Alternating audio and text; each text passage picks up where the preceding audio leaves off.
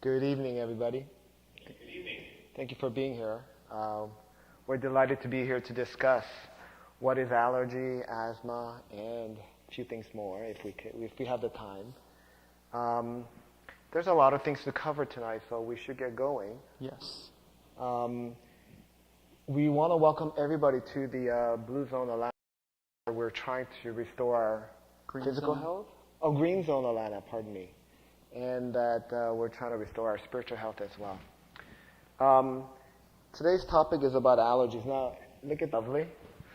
To some people, there's but I believe God designed all of us to be in nature as we understand what allergy is all about and the asthma and things. Hopefully, we can be out there with the Lord, right?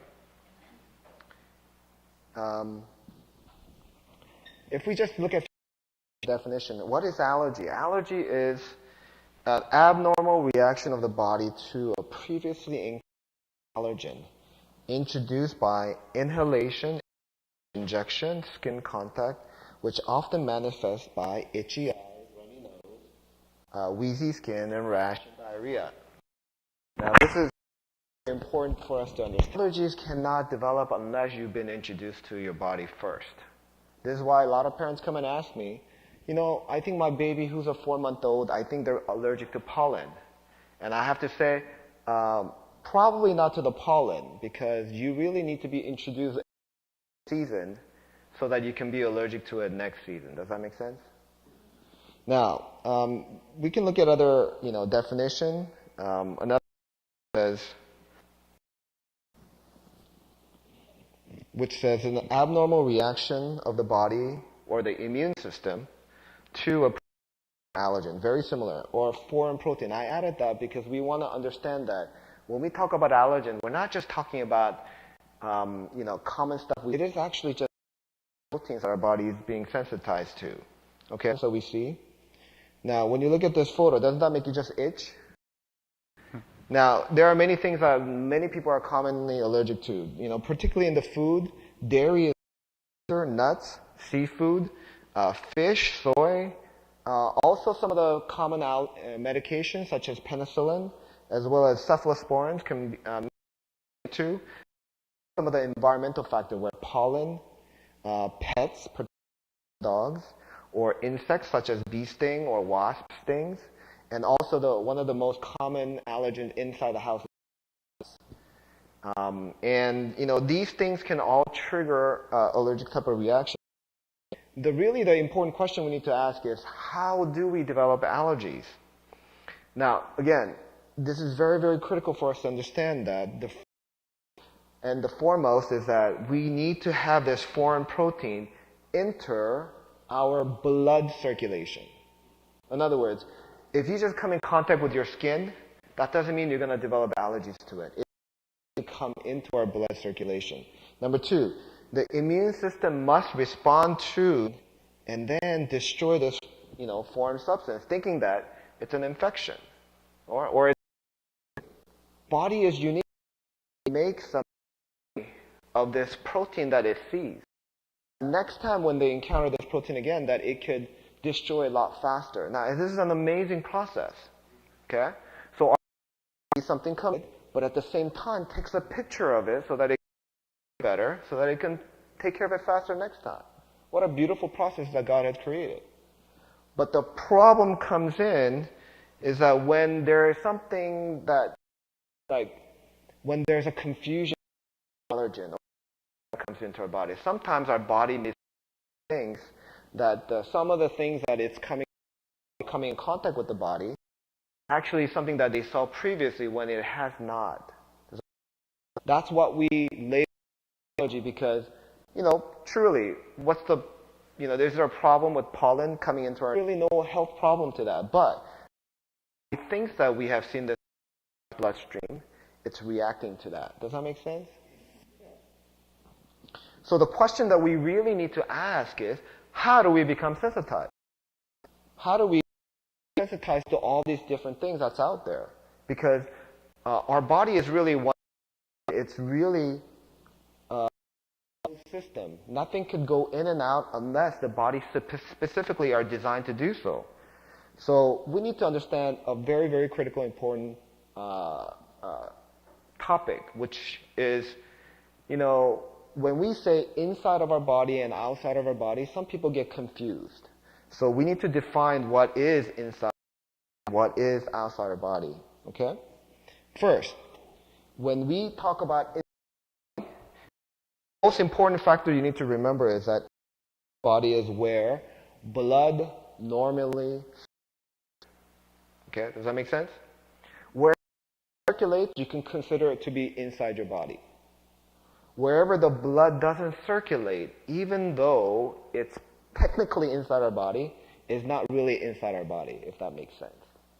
Okay? So for example, when we look at our nasal cavity, do we have blood flowing in our nasal cavity? No. No, in the wall, yes, but not in the, yes, when we have bloody nose, but bloody nose is not normal, right? Okay, so inside our nose is not technically inside of our body. Same thing with our lungs. Do we have blood flowing in a lung space? No. That would be inside our body, inside the lung cavity where the body. Does that make sense? Same thing with colon or stomach. They're not truly inside our body because it's not where the blood circulates. Okay? So, we're going to take an example with hay fever, but, a lot of people wonder, hey, if we inhale the pollen in our nose and inside our nose, inside our body, how do we become sensitized to that, right?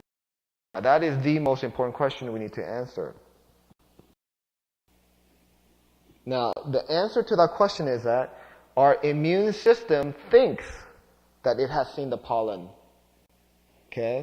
That it has seen the pollen protein in our blood circulating, even though it really hasn't entered our body. Now, how does this happen? And this is a key critical point that we need to understand tonight, which is all allergy starts from the gut. Okay? In the beginning, doctors were not quite sure if this was true. More and more evidence is pointing to that. Most of the allergy starts from the gut. Now, what does that mean? When they did an interesting study with some rats. In this study, what they did was they gave the rats, some group of rats, antibiotics, and the other group of rats, they did not give antibiotics. Does that make sense? So there's two groups.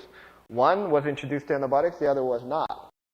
After the introduction of the antibiotics, then they introduced to the rats certain molds, okay, to see if the rats would react. Obviously, healthy, were introduced to the mold in the first place. So when they introduced rats, what they found was that the rats that was given the antibiotics developed a reaction to the mold, while the other rats did not. Now, isn't that interesting? Antibiotic make you become sensitized to the mold, because the rats antibiotics, they didn't respond to the mold like the other rats. Okay? Now, this is a very, very important concept for us to understand. When there's an inflammation in our gut, and the antibiotics can cause disruption in our gut. When there's an inflammation, you can see the picture right here.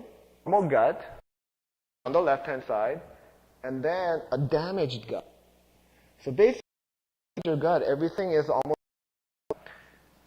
carpet that's kind of convoluted, almost like fingers projecting out, because that increases the surface where body can absorb things. Now, when it gets damaged, the finger gets lost and it becomes a stump. And so now you have a very smooth surface, therefore you lose a surface area where things can be absorbed. But this process damages the lining of your gut. So when that happens, you can see things leaking through in between where there's an inflammation. Does that make sense? So basically what has happened is that by giving the antibiotics to the rats, the lining of the gut was disrupted, and then certain proteins, we're not sure exactly what, but obviously it must have been very similar to the mold, because when they were introduced to the mold later, then they developed a reaction to that. Does that make sense? So this is all same thing with gluten, this idea about gluten sensitivity as well. At our body, we talk about this intestinal permeability, where people are consuming certain diet, they're not really absorbing them well. In reality, our gut is designed to be very, very specific in breakdown of the proteins, the food that we consume, and to absorb only the one that our body can utilize. It's very, very specific. In the process of breakdown of the protein, obviously breaking down of the protein is very non-specific. In other words, it comes out, chops at some point, and then the protein gets broken down further, and then it's finally absorbed. But during that process, if there's a gut permeability, in other words, gut is leaking into the body, when the protein gets broken down partially, in other words, it's not completely broken down, but partial of the protein comes into our body looks at that and sees, oh, we got something new. This is not normal stuff that we should be absorbing, and assumes it to be an infection of some sort, and then responds, it responds with an immune reaction. Does that make sense? So, let me show you a very, very important slide right here. When you look at this picture, what do you see? We see the of our intestine. I'm not sure if you can see the slide, but you can see where the lining is broken down, and you can see where there's kind of raw spots. When this happens, you're going to be introducing a lot of should I say unnatural or partially broken down proteins into our bloodstream. When you do that, it's really driving your immune system to create a huge response. Does that make sense? Now, there are certain things that tends to cause this kind of problem. I've listed number one, dairy. Is dairy good for us, David? Very good if you're a cow. Or a calf, I should say. There you go. Dairy, the milk is designed to convert a 60-pound calf into, 400-pound cow. It's designed for that kind of process. And cows have 5 stomachs. But humans, we only have 1 stomach. The difference between cow's milk and human milk is that cow's milk is very compact. And the proteins are folded together in a very tight process. So the body has to produce a lot of acid to break down the cow milk protein. Now, whenever you introduce a lot of acid into your stomach and into your gut, you're going to have problems. Because the body cannot always neutralize the acid as quickly as it can. Now, when that happens, you're going to have breakdown of the lining of the abdominal wall. This is why when we give raw milk or, cow's milk to an infant very early, we're going to have anemia forming on the child because child is having microscopic bleeding in the gut.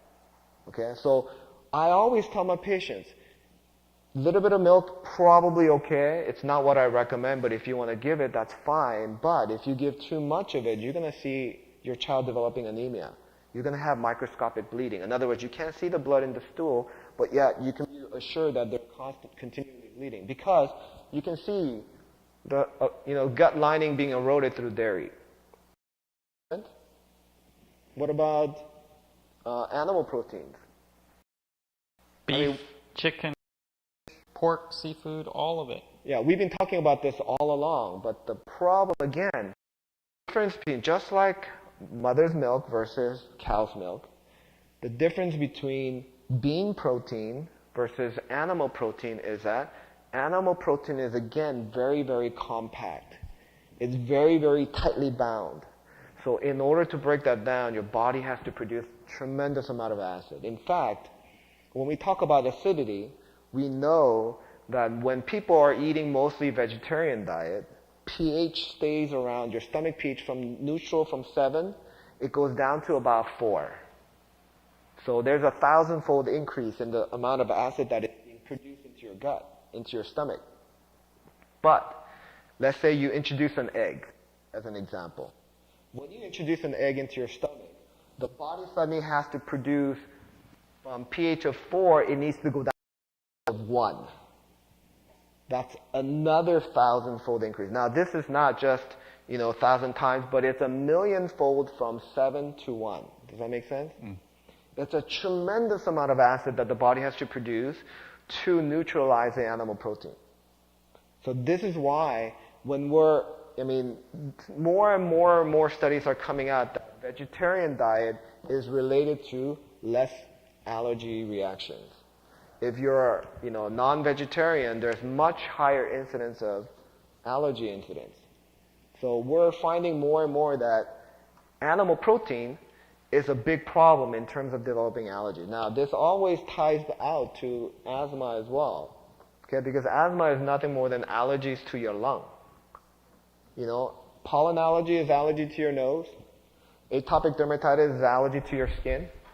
Okay? I mean, it's just different location, but the principle is applied overall.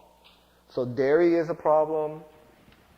Animal protein is a problem. It's interesting. The first five culprits of allergies are milk, fish, shellfish, egg, meat. The sixth is cured cheeses. I mean, basically protein. Yes. Animal protein. I mean, particularly cheese. Cheese is a very, very hard to digest substance. Let me put it this way. How do we make cheese? We take dairy, milk, we ferment it. We partially digest it in another way, right? We ferment it. When we ferment it about halfway, what do we get? We get kind of yogurt. But if we ferment it further, then it becomes cheese, right? So the bacteria and the things that can digest the milk has processed it, and then finally has turned it into cheese. Now, does cheese go bad? It could, but what's an aged cheese? I mean, you got a bunch of cheese that you can put it on the shelf as long as the condition's right. You can keep it forever almost, right? If you got a little mold growing, you just kind of dust it off or shave it off, and then you got yours is still good. The reason why it can last so long is because the bacteria cannot digest it any further. It's the final point. It cannot digest all that compact protein. Now, believe it or not, our stomach, our intestine, has the same digestive enzyme as the bacteria. Our stomach cannot digest the milk protein, the cheese protein either. So to some people, might as well eat plastic because it's not digestible. Well, plastic doesn't get mold on it. Oh, it does. You got to clean it off sometimes. So this is why it's very, very important that if you want to get rid of your allergy symptoms, it's not a good idea to be eating dairy, particularly cheese. Cheese is one of the hardest food to digest.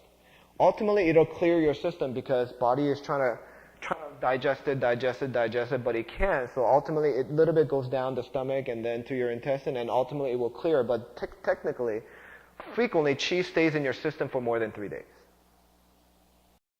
It'll get eliminated. Yeah, there are some proteins, some vitamins and some of the minerals in the cheese that the body can utilize. But the bulk of the cheese, body cannot utilize. And by consuming that cheese, you're creating tremendous amount of stress to your body in trying to digest that, and in return, it damages your gut. It allows partially digested proteins to come into our body. And when you do that, you're going to have responses to allergens. Now, how does this milk tie with pollen allergy? The reason why this develops is because when you got milk protein that's partially digested, sometimes it can look like apple tree pollen. When the body sees, next time the apple tree pollen comes into your nose, because it has saw something that looks similar to that, now it's responding to that and then creates allergen to apple tree pollen. So next time you go out to pick an apple, you're going to be sneezing. Next time you eat an apple, your tongue's going to be tingling and your mouth will be your lips will be swollen. That develops because of the previous mistaken identity of the partially broken down protein that looks similar, and body mistakenly thinks other things around the world, like the pollens and things, that it has seen that and it's creating allergic response to that. Does that make sense? Yeah? What about other stuff? Sugary foods. Well, we talked about high-fat diet on Good. Yesterday, well, basically every day until now. We've gone over high-fat diet quite a bit, but sugary diet. Now, that's an interesting one.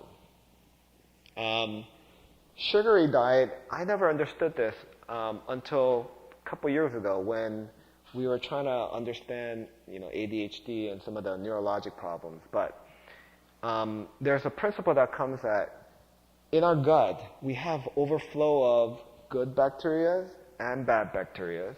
And we also have colonization of yeast. Okay, now, all of us have that to some degree, and some of that is normal.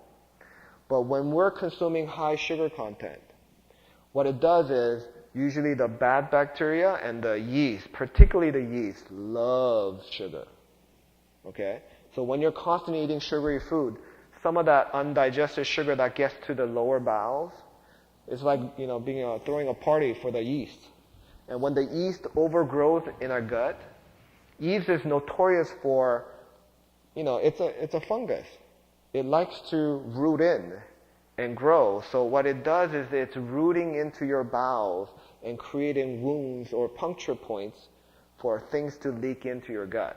So when people are consuming a lot of sugary food, such as cakes and candies and, chocolates and things like that, that contains a lot of sugar, you're overgrowing the yeast in your gut, and then that kind of sets the ground for allergy development, which is a fascinating thing. And so, I tend to recommend people with high allergies. I say, are you eating a lot of sugary food? And if they are, I usually get them off of it as quickly as possible. And there are certain things you can take. Yes, you can take antifungal medication, but there's something naturally over the counter as a supplement. It's called grapefruit seed extract, which is excellent. It's known to be as effective as antifungal medication, but there's no side effect to it. So it's very, very safe, and it works very, very well in decreasing the fungus in your gut due to the sugary content in your food.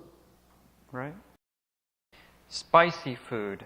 Well, Sam, you've already talked about a 15-year learning curve for me, because I gave up dairy, became vegan when my first child was in the oven. Okay.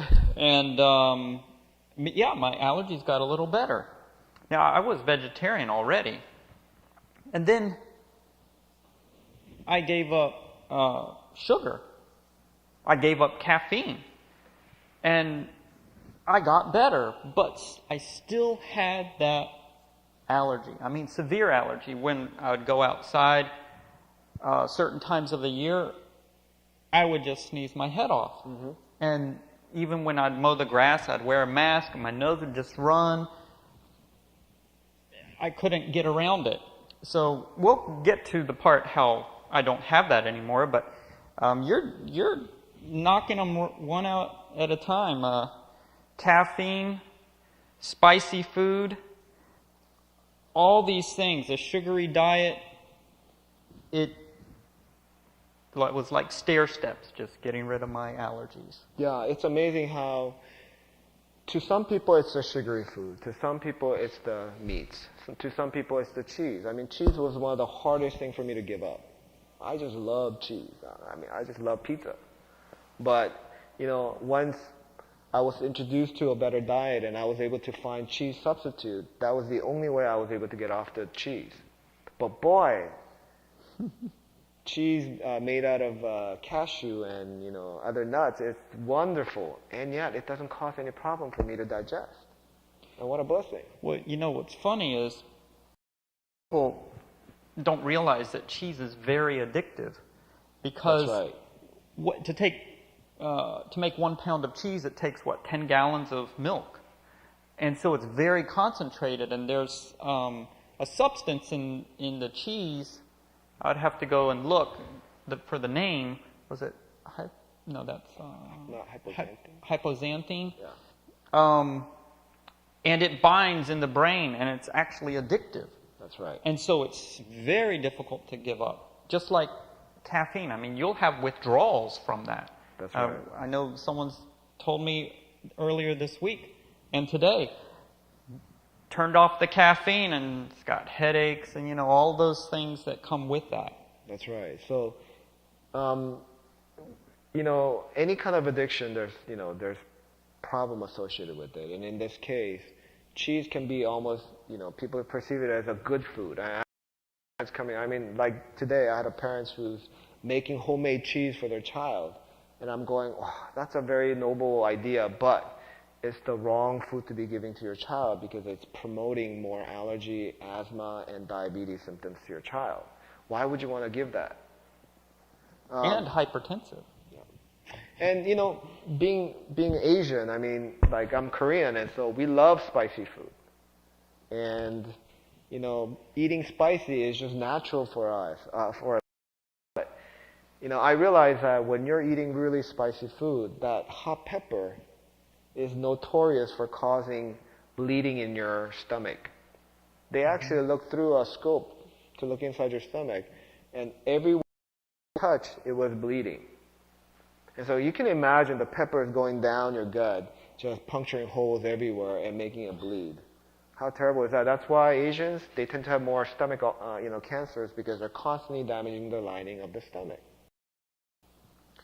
What about, you know, we really should discuss the fermentation, because that's a really, really important factor for us to remember. Well, like I said, I had given up dairy. I had given up the sugar.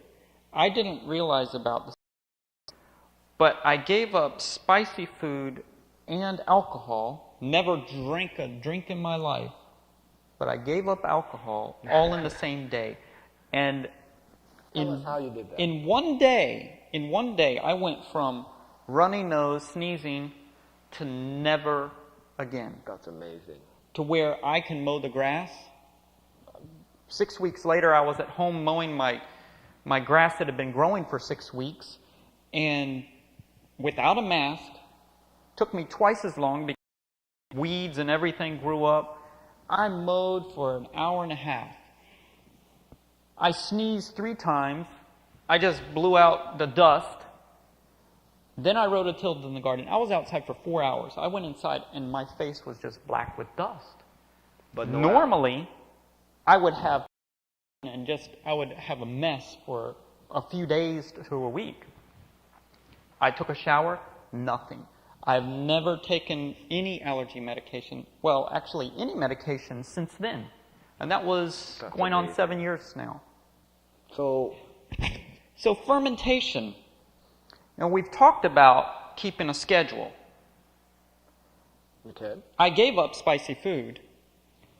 But the fermentation, we don't realize that our body's on a circadian rhythm, and our bodies need to be on that rhythm. If you've had a dog and you always gave the dog food the same time every day, I met a guy, one of my neighbors, he said, to the minute the dog will come to him every day, the same minute, every day, clockwork, to get fed.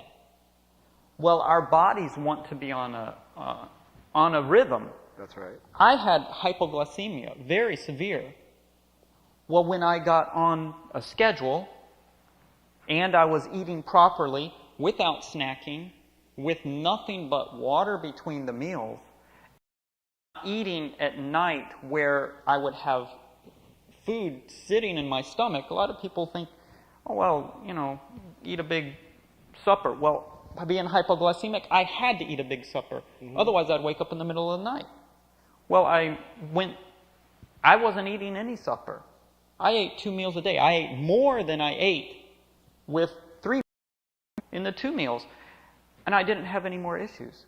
But it was because I wasn't fermenting my food.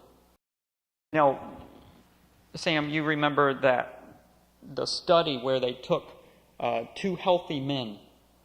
That's and right. That study, if you want to explain, man, that... Yeah, it's an amazing study they did at Loma Linda. They took certain patients and they gave food at 6 o'clock in the morning, 12 o'clock at night, and then another dinner at 6 o'clock in the evening. And then at 9 o'clock, they actually scoped them, put a camera down their mouth into their stomach to see what kind of food was left in there. So they took 2 people. One, they gave just breakfast, lunch, dinner, and then they looked into the stomach and they found some of the dinner still left in the stomach. Now that makes sense because in order to completely digest the food in the stomach, it typically requires about 4 hours. So after dinner, 3 hours later, when they looked in the stomach, obviously they're going to find some food left in the stomach. That's okay. But the other time, they gave snacks. So they ate breakfast at 6 in the morning. At 10 o'clock, they gave one snack, which was a golden graham cracker. Just one cracker. And then at lunch, 12 o'clock, and then another snack at afternoon. Another golden graham cracker. And then evening, they ate dinner, and then they looked under the stomach at 9 o'clock in the evening. And guess what they found? Which wasn't amazing to me. They found that the breakfast was still in the stomach, lunch was still in the stomach, and dinner was still left in the stomach. What about the graham cracker? Yeah, it was still in the stomach too. But see, what's amazing to me is that our body likes the schedule to clear the food completely out of the system. But if you interrupt that, they're going to have trouble digesting the previous food. I think of it this way. Many people think that your gut is like a long assembly line, right? From the mouth to the rectal area. That food, as it comes in, it gets broken down. The acid from the stomach breaks the food further down. And then as it goes through the lower, mid, and the lower gut, it gets slowly absorbed, right? That makes sense. And that's how I was taught when I was younger, and obviously in medical school too, right? But the problem is this. Our gut is extremely long, and our circulation is limited. So what's happening is that the blood flow is not everywhere.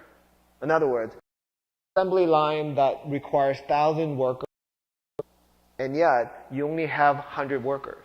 Now, how do you deal with that? What you do is, wherever the work is needed, the blood pools to that area. Does that make sense?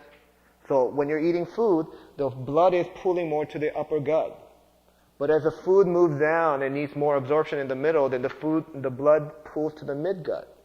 And then as the food goes down further to the lower gut, the blood pools to the bottom. Does that make sense? Now, what happens when you're eating food and the blood and the food is moving down through your gut, to your digestive tract normally, and yet you introduce another food? What happens? The body, what is it supposed to do? It needs to split the work.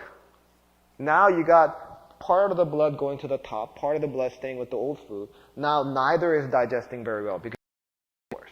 Does that make sense? To me, that's the easiest way to explain what's happening to our gut. So therefore, whenever you introduce anything in your stomach after a meal as a snack, doesn't matter what it is. And they've done studies to see if fruit was okay. Obviously, golden graham cracker was not okay. They tried fruits, they tried juice, they tried even tea. They even tried water with lemon juice squeezed in. That still caused a problem. So anytime you perceive your brain to say, hey, I'm sending food down because you're tasting something other than water, then your body responds by slowing down the digestion. Now, they've done to see how long the digestion can, be extended. And, they did another study where they did an x-ray to see how food was emptying, and they compared it with other snacks. Now, most of the snacks would slow down the digestion from about 4 hours to about 8 hours. But there were certain snacks that even prolonged it even further, such as ice cream. We talk about ice cream all the time. Whenever I eat ice cream, when I used to eat ice cream, I would get very drowsy. You eat a good dinner and you eat some ice cream, feels good, but then you get very drowsy. I used to wonder why. Well, that's because bodies try to pull all the blood out of other areas of your body, including your brain, to pull it to the digestive system to try to, digest both the food and the ice cream. Well, guess what? Whenever you introduce ice cream as a snack, your digestion slows down to almost 13 hours. Can you imagine? I mean, I have some patients who is eating dinner and then eating ice cream at bedtime. All night, the food is not digesting. No wonder Americans are not eating big breakfast because they can't. The stomach's been working all night. It's tired out. It can't work in the morning. No wonder we eat like a toast and a juice. That's not breakfast. Yeah. So this is so important for us to keep the meal time on track. Otherwise, if you interrupt that, you're going to have a problem. Sam, this is 33.8 ounces. So, water. But they found in a 24-hour period, you can produce, which is basically the same size, of alcohol from stomach fermentation. That's right. From snacking, from all the different, cheese, from whatever it is. And what's funny is, I was working with a gentleman. He had been off of, he actually went to one of these places that would help him get off of drugs and alcohol and, things like that. Mm-hmm.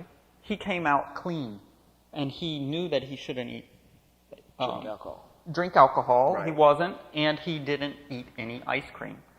Was clean for 5 years. 5 years. Then what? He ate a little ice cream. And when that happened, it was an addiction. Yeah. He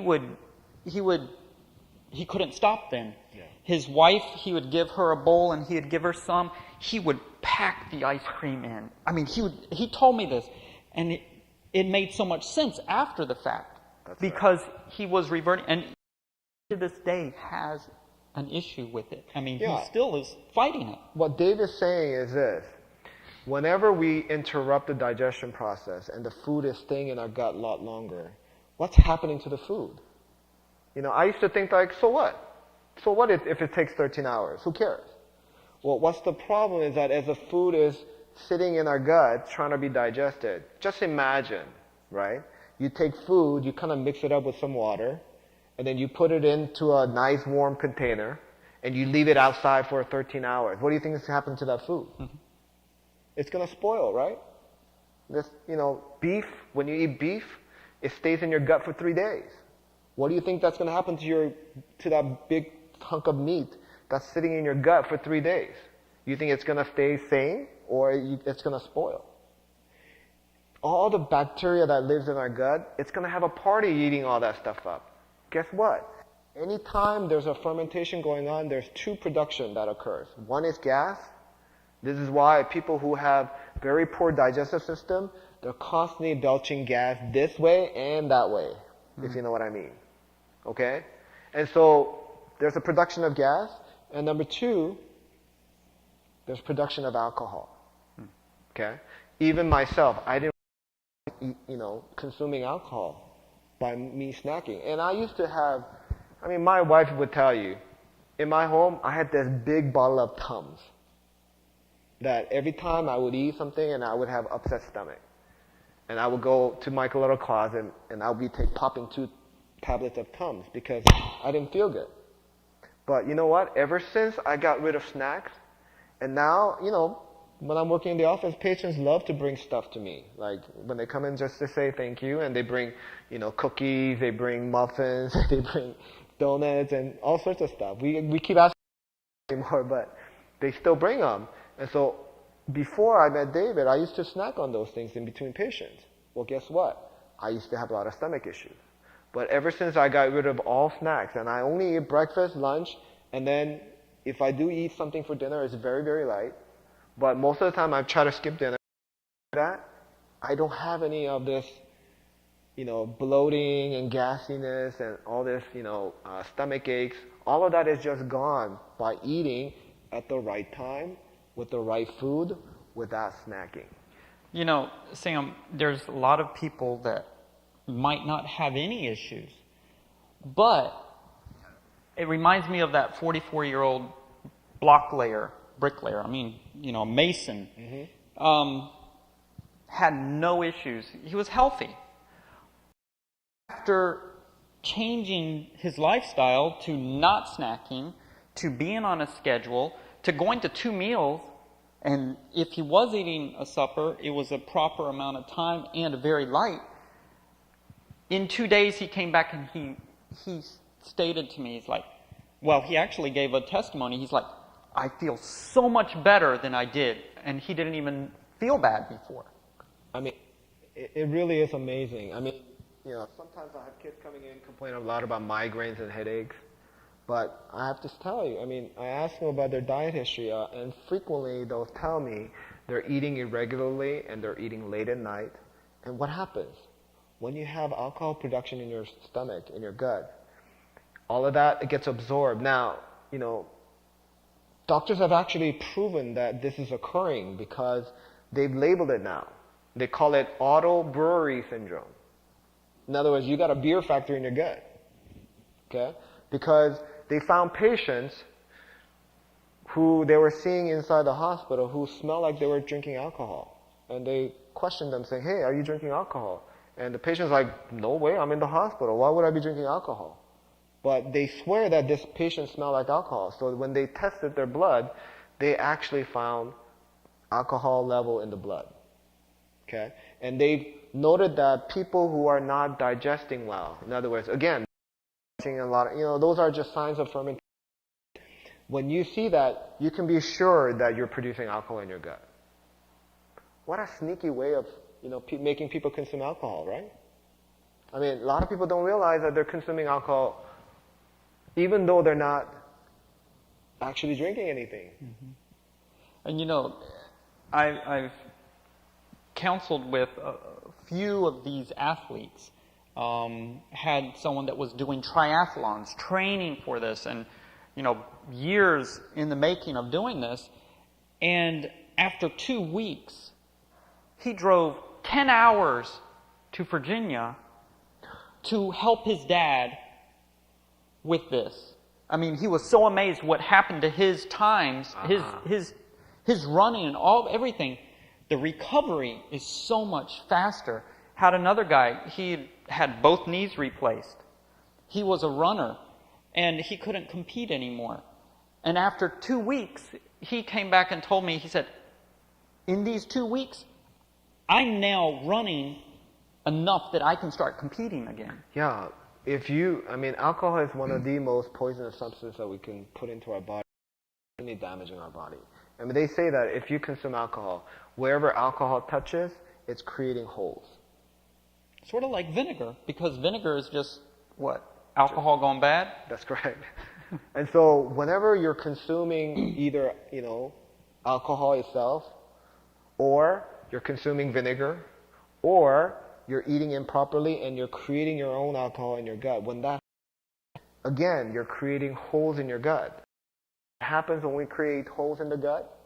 We're going to have proteins and other things being absorbed into our gut, into our bloodstream, where then now the body thinks that it needs to take care of all of that, and at the same time take pictures of it, keep a memory of it, and then if it sees anything remotely similar to that, you're going to have problems.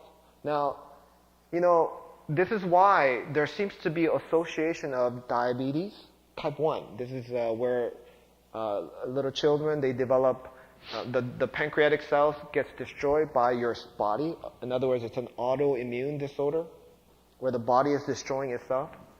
That is highly associated with dairy. Okay. What is the problem? Same thing. Can you imagine how much your body is so wonderfully made, yet if you have flood of things coming into your body all the time, can you imagine what it's doing? But just like David said, if we shut that down, the beauty of it is this. If we stop the gut or the permeability of the gut, what happens is that as no new antigens, no new allergens come into our system, the body begins to downplay. The immune system calms down, and it slows down the immune responses. And gradually, and in some cases, very dramatically, it can reverse your allergy symptoms. And it is truly amazing how, as I have, even my allergies has calmed down dramatically, yet anytime I wink and, consume something with dairy or whatnot, immediately I can feel that my nose get itchy, my eyes get itchy, my skin gets a little bit more itchy. It's amazing how that works. I noticed in the allergy season where I used to have allergies. We should be bad right now. Yeah, I would be. Did I go backwards? I lost when it went off the slide. So as we understand the allergy component, so what can we do to reverse our allergy symptoms, right? Because in reality, this all ties into everything, whether it's allergy, asthma, autoimmune diseases or disorders, or even, when our immune system is not working, attacks associated with, also problem with cancers and such. Okay, all those are all tied and related to this. So these are some of the steps that we need to go through. So now we're going to go in, well, how do we address this? Ways. There's obviously going to be diet. Then there is lifestyle. And there are remedies. Now, most of the time, people don't need to get... So, the diet, there is a 5... And it starts out with the diet. Remove all allergenic foods from the diet. And right now, a list of foods that increase histamine your body will produce more histamine because of them, so they're allergenic, correct? Correct. So you got dairy, which we've covered, fish, shellfish products, gives you all those different things, eggs, all flesh, especially pork and chicken, additives. Now, something which includes colorings and all preservatives. Well, what about sulfur? I mean, I go get prunes at the store, they're sulfured. Or, well, actually, there are some raisins that have no sulfur, but some of them do. You mean as preservative? Yeah, as preservatives. So you will find that those preservatives will actually increase your allergy. Now I remember what I was going to say. Okay. When I overeat during the allergy season, and I overload my stomach, I indulge, I eat too much, within an hour, it's very quickly, my nose will start running. I don't have to take anything. I know what I did wrong. Mm-hmm. And then I have to back off a lot. So sometimes I don't even eat the next meal. I will forego one meal, and then it is clean. If I skip that meal, my family has all done this, where when we feel something coming on, if we skip a meal and we're just drinking water throughout the rest of the day until our next scheduled meal, it's gone. Yeah, well, that's because when we feel you got to remember the structure of our stomach. A lot of people think that our stomach is like a blender, right? We put in there, press a button, blends everything, and breaks it down. No, that's not how our stomach works. When we, swallow, the only mechanism that our stomach has to utilize to break down the food further is to squeeze. This is it. So, poor stomach, it's usually I usually say it's about the size of your fist, maybe slightly bigger. Okay, so, this and this put together, it's about the square of that. So it's not really big. So you can, for all intents and purposes, it's about the size of your stomach. Yeah, you can stretch it to about 3 to 4 times. But if you start stretching to the maximum, guess what happens? Do you think it has the ability to squeeze and to mix the food up? So that's why it's happening. When you got extensive amount of food packed into your stomach and you're trying to digest that, the body can't. It can't push the food. It can't mix the food with acid. Guess what? Now you're creating fermentation. Anytime you create fermentation, you got allergens coming into your bloodstream. Anytime that happens, you're going to start reacting to anything around you. Now, David is he's pretty clean with his diet, so he doesn't respond most of the times. But anytime, if you're not introducing anything into your bloodstream, like I said, your immune system calms down. But anytime it gets reintroduced something, immediately. This is why sometimes allergy is one of the hardest things to cure, because people tend to cheat. They cheat on, sometimes overeat, and when that happens, you're going to bring the allergy symptoms coming back. Even overeating a good thing. Correct. Yeah, we all know that too much of a good thing is a bad thing, right? Yes, so this is what we were covering. Alcohol and its byproducts, wine, vinegar, rum, beer, and all the like items. Cinnamon, nutmeg, curry, peppers, cloves. They are, well, they're all stimulants, as well as they're for allergies. I mean, That's right. they're very high on the allergy list. All those spices tends to irritate you. Anytime it's irritating the gut, imagine it. Some area is going to be irritated, inflamed, which causes, leaky gut. So anything that irritates your gut, you want to try to abstain. You want to remove your allergy symptoms. I just flipped over. It reminds me, one of the things that is foods that promote cancer is spices. So, Really? yeah, I mean, there's, like you said, the hot pepper, the stomach will be bleeding. That's why there's a lot of incidents in hot pepper eating countries like Mexico and Korea, things like that. Nutmeg is one of the most dangerous spices because it has something in it called myristicin, which actually does something to the central nervous system. Remember that? So research has shown that it is one of the most dangerous of the spices, nutmeg and mace, because they come from the same product. I'll find that and read it to them. Okay. Well, he proposed that if you abstain from this diet, and in David's case, it reverses allergy symptoms very quickly. But for some people, it may not. But if you wait about 60 days and you still don't see a lot of response, then you need to go to the next step, which is to remove all wheat items, okay, barley, rye, honey, peanut, celery, carrot, anything that may can be allergenic to our body. Avocado, raspberry, strawberry, ragweed, and others. These are, again, they're not necessarily true allergen, but they can trigger allergy symptoms.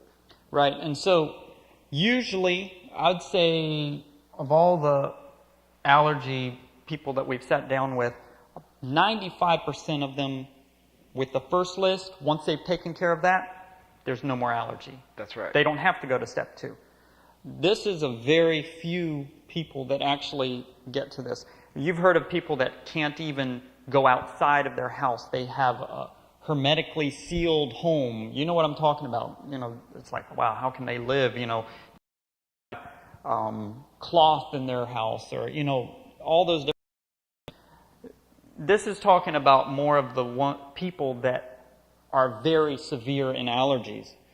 So if they're still having allergies, then they go to step 2, as well as keeping step 1 intact. And then you want to follow it for 60 days.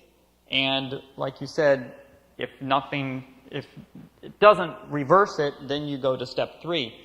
Now, if you find that then what you want to do is to introduce slowly back in and test. Correct.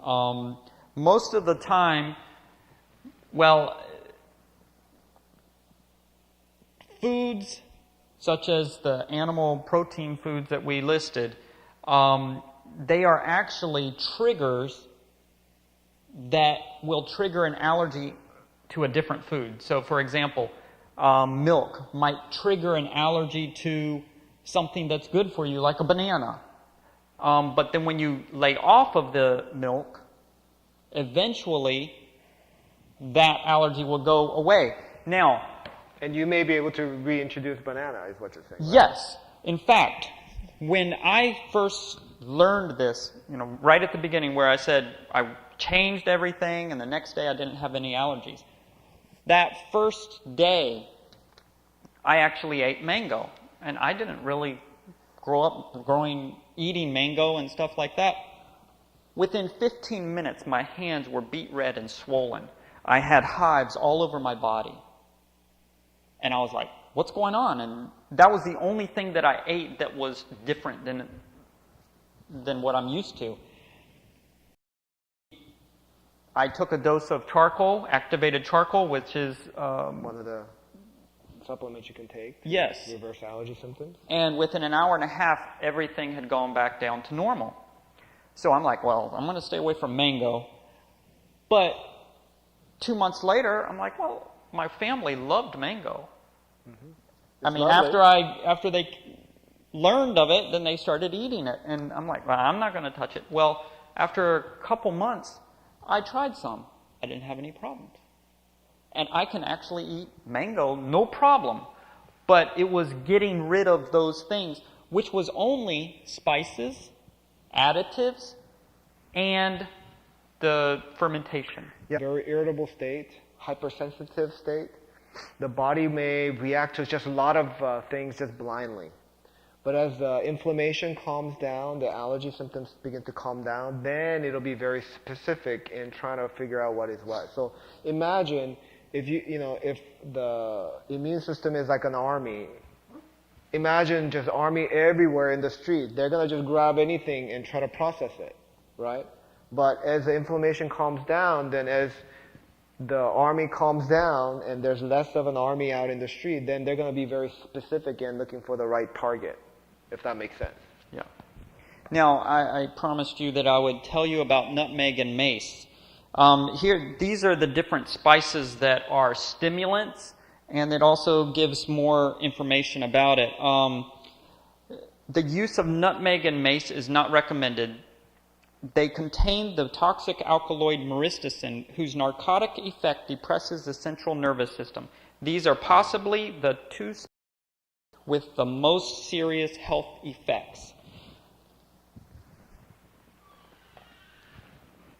So, actually, in the Caribbean, the ladies will carry around a piece of nutmeg in their purses.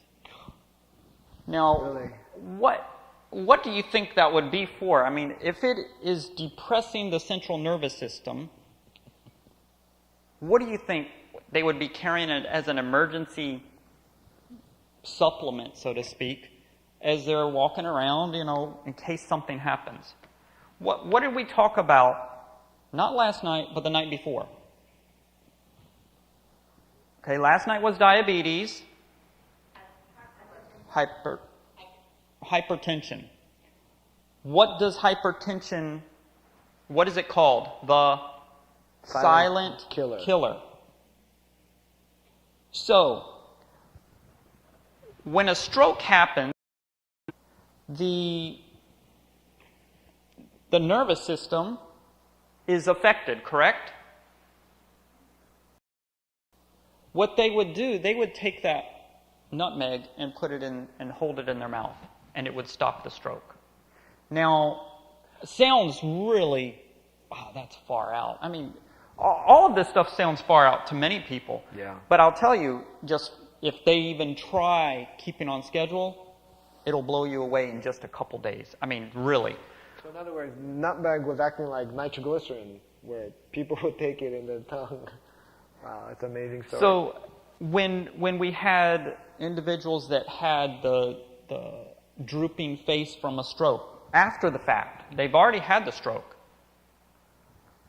introducing nutmeg, and they would actually, there was a certain way that it was done, within a week their droopy face was gone. So in other words, they improved the circulation to the stroke part of the brain, and they were able to reverse some of the stroke symptoms. Mm-hmm. See, that's an amazing story. This is how powerful some of the supplements can be. Now, you do need to be very careful, particularly with some of the stimulating spices. This is why you need to be very, very careful and understand some of them before you just take anything. Right, and we didn't cover this last night because we didn't have time, but there was a nurse up in New Jersey who, after 2 weeks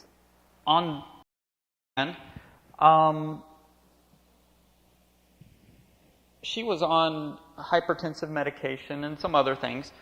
She calls, and she's like, Oh, yeah. my blood pressure was 110/60, and I took my medication, and now it's 60/30. And we're like, 911. She's like, no, it's evening, and is there something I can do? And we asked her, well, do you have any cayenne pepper in the house? She's like, yeah, I have some. So she took cayenne, we told her to take cayenne pepper and put it in under her tongue and hold it there, about a teaspoon. In an hour and a half, her blood pressure was normal. What does that tell you? That tells you that it is a stimulant, correct? To raise the blood pressure from 60/30 to normal in an hour and a half, and the reason that it was low was because of the medication. That's right. That means it was more powerful than the medication. That's true. So, beware of spices. Keep some cayenne pepper in your home because you never know what might happen. Yeah, you can use it as a medicinal purpose, but when you use it just in general food, it may be causing problem in your system without you realizing it. Mm-hmm. So we just covered this. Stage 2. Now we're going to go to step 3. And in step 3, still continuing 1 and 2, you would remove all perfume, spray, air fresheners, makeup, hair colors. Follow this regimen for 6 days, no changes in the body. 4. Now, to sort of eliminate some of those things anyway, I mean, Clorox is pretty strong stuff. Wouldn't it be better to go to a more natural cleanser? Some of the, lay off perfumes. There are people that are sensitive to perfumes. I know I've been in places where churches, for example, hey, all the members, they couldn't wear perfume because of a member that was very sensitive. I mean, would just, go into an allergic reaction just like that, just because of the scent. So you want to try to get the most natural things. Even your laundry detergent. If we go to step 4, continuing 3, you would remove the carpets from the hall. All air filters are replaced and ventilators have been cleaned. All pets need to be removed from within the house. And of course, 6 days, if no changes, then you go to step 5. This is the last stage. And if the patient has followed the treatment up to this stage, that's how many 60 days? That's quite a few, so it's been a while. This is what we've never had anyone of allergies. There's only been a couple people that made it to this stage. I mean, out of a couple people to this stage. So this is 0.01% or something like that. Use saline solution in order to clean the nasal passage. This will be used for 6 months. The treatment should be done 30 minutes every night for cleaning the nasal passage. Bring water to a boil and add 5 milliliters of eucalyptus oil or peppermint oil to the water. Flannel or wool blanket and cover the head and the rest of the body. And you inhale the steamed solution. Then clear your nostrils. Now, the saline solution, you're not doing minutes. You're just cleaning it first to make sure it's all clean, and then you're breathing this in for 30 minutes. If it stops emitting the smell, heat up the water, keep doing it for 30 minutes. And I don't think we want to go over like 2 weeks with this, and they were fine. Yeah, so we're talking very serious allergies. If going through all that, it's amazing. But they continued on doing this to get their body used to not having those allergens bother them. And after this, always when you do any hydrotherapy where you're sweating, you want to splash cool water on the face to close the pores, and it helps you so that you don't catch colds, but the cool water will close the pores and take care of that. So, lifestyle, lack of rest. You know, I found that if I get to sleep late, I will notice a little tinge of a nose problem, you know, when it's the allergy season. So rest is important. And we talked about this, you know, the melatonin and the body healing and all of that. So it's important to have a tendency or a schedule of going to sleep before 10 every night. I mean, these are all components that we need to incorporate for general health, but specifically if you have a certain serious medical condition, it's very, very important that you go on a good schedule and that give your body that it can recover from the daily activity. You know, I had individuals that were diabetic, and you know, what is one of the things that doctors many times would say, you got to eat how many meals a day? 5, 6 meals a day, you know, all these small meals. And when they go to 2 meals and eat in the proper order, which we didn't cover, but the reason you would eat in a specific order, when you eat, say for example, I'm going to eat a breakfast. If I eat my fruit first, what happens in my mouth? As I'm eating, chewing, predigestion is happening in the mouth with the saliva. And when it gets to the stomach, it actually helps the stomach prepare for the food that will come after it. It prepares the digestion. What does it help produce? Isn't it pepsins? I don't even know. Pepsin. So as I'm eating that fruit and vegetables take about 15 to 45 minutes to digest. So as I'm eating the fruit, I'll eat, you know, an apple and a banana, and then I'll eat my waffle. Well, as I'm eating that, it takes me about 10 to 15 minutes to eat my fruit. How long does fruit digest? Well, very quickly. Yeah, very quickly. And the first thing that happens in your stomach, it actually separates the liquid from the solids. And so it's doing that. So I might have eaten this much fruit, but by the time I get to my waffle, it's been shrunk down to a much smaller size. So I actually can eat more.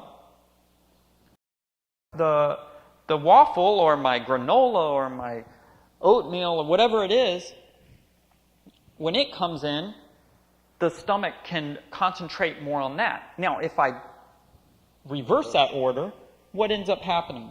Well, again, your stomach is not a blender, so it can't mix up the food. Typically your body maintains the order of the food that you ate.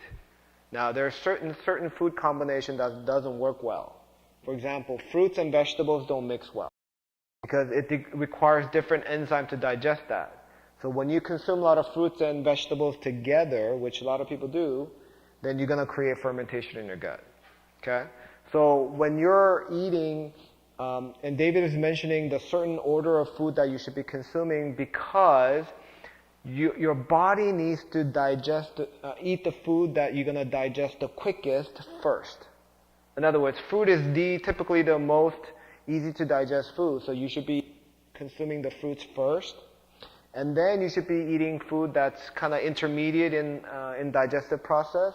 And last food, you should be oily substance which require the most amount of time to digest. Mm-hmm. Now, if you reverse that order and you're consuming very fatty meal first, and then you're putting heavy amount of fruits at the end, what's going to happen is that the fruits cannot bypass the fatty meal and go down in the digestive tract. It needs to sit up there and wait for the rest of the fatty meals to be digested. Well, guess what? Anytime food is sitting in your stomach or in your gut for a longer period of time, more than it required to digest, then you're going to create, again, fermentation. And this is why eating the right order of food is just as important as as when you eat. And you can actually eat more and get the nutrition from it. That's correct. And David always mentions that, two people could be eating the same food, yet one person will be absorbing and digesting the food properly and getting the right nutrition out of that food, while another person, wrong order or in the wrong timing, you can create a big mess in your gut and create huge fermentation and almost no absorption of good nutrition from that food. So, again, eating what you eat, when you eat, and in the order you eat, they are all important. When I recognized that, it was a mind-opening event, because when I started recommending patients to, then I began to see dramatic improvement in some of the patients, if they follow. Mm-hmm. Yep. It's something that you won't find out there on the internet. You won't find all this. That brings it up. Well, eating on schedule, now science is starting to say that. I've even seen some articles on Yahoo. Schedule is very important for longevity. And it's all coming out of the studies. Well, this was written about, basically everything that we've been presenting this week was written 150 years ago. But right now is when it's all coming to the forefront, because science is starting to realize that those things are true. Correct. And that had to have been inspired. Before they were laughing.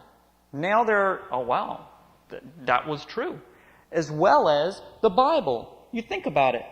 The Bible gave the original diet. Right. It let us know if we start taking in flesh foods that our life would be shortened. Right. And so now science is actually validating the Bible. It is validating what was given to us 150 years ago. So that is what and why we do what we do. To help people understand God intended for us to be healthy, to be doing His gospel work, letting people know that He is coming back, letting them know what they are supposed to be doing to get ready. So health is what? The foundation. The foundation of a happy, healthy, vibrant life. That's right. So the herbal remedies, which we'll run through quickly, you can do a simple cleanse with 2 tablespoons of castor oil with a 1/4 cup of lemon juice mixed together. Now, obviously, if you've done the other things, this is additional. Supplemental. Secondly, to build the immune system, use a herbal combination of golden seal, echinacea, and cat's claw. Thirdly, in the event of an attack, you can use 2 tablespoons of activated charcoal with 4 ounces of water. This also works with, for example, if you get food poisoning, you can take a 1/4 cup of charcoal in water and take that every 30 minutes until everything subsides. What does charcoal do, Doc? Charcoal is a remarkable substance that absorbs everything, gas and toxins and a lot of the allergens. Anything that's in your system, if you consume it with charcoal, it'll absorb it so that the body doesn't come in contact with it. Even medications. Yes. So if you're on medications, do not take it within, a couple hours of that. That's correct. So keep that in mind. But if I have overeaten, I try to get out and walk and help the digestive walk. This is something else that we learned 150 years ago, but we just didn't. But walking nicely, not, Running. not running, not jogging, but just a nice leisurely walk actually helps the stomach in digestion by massaging. It helps that. And so just walking, when I overeat, if I just walk and walk and walk and walk, I will get better. If I don't, I end up having to turn to charcoal, or I just deal with it and fast the next meal, and then I'm fine the next. Yeah, I mean, charcoal is something that really helps me a lot as well. If I happen to overeat, or I just didn't realize I ate a bad combination of food or whatnot, if I feel a lot of bloating or gassiness and I can feel fermentation occurring, then I take charcoal, and then immediately, typically within 30 minutes, all of that gassiness goes away. My body feels a lot better, and a lot of the symptoms goes away. And it's a remarkable substance that you should have it in your house and utilize for a lot of the gut ailment. Anytime you have vomiting and diarrhea, charcoal can help. Anytime you have upset stomach, charcoal can help. Anytime you have allergic reactions, even charcoals can help. Okay, so it's something good to have in the household. Obviously, little children is just a little bit more difficult to make them take, but if you mix it with water, and sometimes you can also mix it with juice also. You mix it with the water, and if you consume it, it works very, very well. Yeah. It's good for detoxifying. We won't get into that, but there's different things that we use it for. Now, the last one, please check your vitamin D level, because vitamin D causes allergic reactions.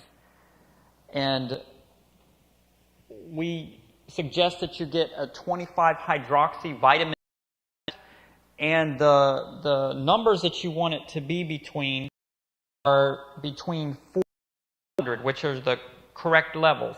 Now, if you're taking vitamin D, you're only getting 30 or 40, you start getting some more natural vitamin D also. The sun between the hours of 10 and 2 are what you want to hit your face. We covered this some. If your vitamin D is 30 or below, you're actually leaching calcium. Yeah, your body has absorbing calcium and is actually leaching some calcium out of your body. So it is critical to make sure your vitamin D level stays above 30. But for general good health, we usually recommend above 50 to about 100.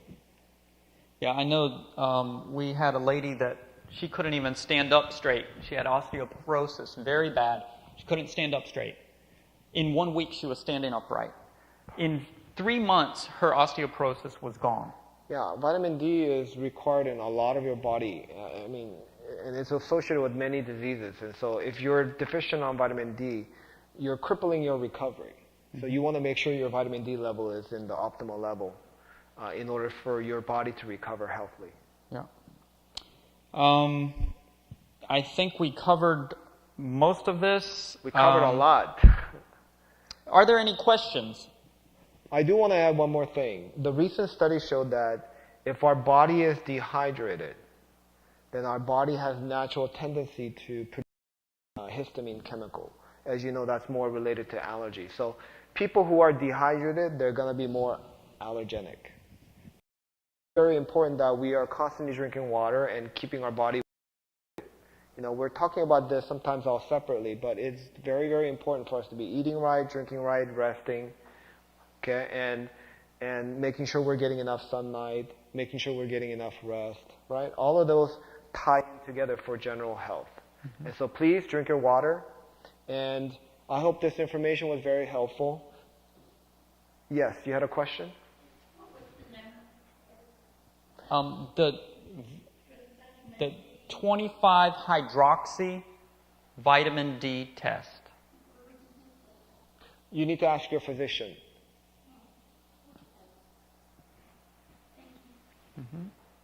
And luckily we're in Atlanta, in this region. You can get enough vitamin D without supplementing, but you do need to get it daily. We suggest after you eat to take your leisurely digestive walk and get in the sun. Face up to the sun. Let it bask in the sun. Your hands, get it without, you can't get vitamin D if you put or very little if you put sunscreen. Yeah, I usually recommend to my patients that if you're going to be outdoor for no less than 1 or 2 hours, you don't need sunscreen. You should go out without sunscreen. And remember, the sunlight through the glass, in other words, you're indoor and you're getting sunlight that way, you're not going to maximize your vitamin D. So it's better to be outdoor, in the fresh air, in nature, and getting the sunlight directly on your skin. I know some people are, very sensitive to sunlight, but anybody can handle 30 minutes. And even 30 minutes of sunlight will produce enough vitamin D for you. So we recommend generally about an hour. Mm-hmm. But at minimum 30 minutes if possible. And then if you're going to be out at the beach all day long, obviously you do need to protect your skin.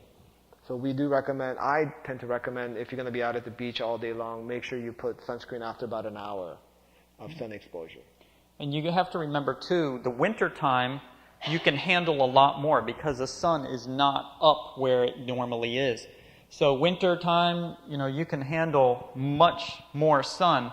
Summertime, some parts of the summer, an hour might be a little much for the light-skinned people. So correct. The lighter skin you have, be more cautious. But well, they say 30 to 45 minutes for Caucasians, mm-hmm. and then about an hour and a half. You need to double that for darker-skinned individuals like African Americans. Yeah. Any other questions? Was the information helpful this evening? Yes. Well, we thank you for coming out. Tomorrow, I think you won't be here, but I will be the plan. Putting this all together so that you can take it home and know what you need to do to follow these principles. And I would say this is the most important lecture to listen to because mm-hmm. this puts it all together for you. So, we thank you and have a good night.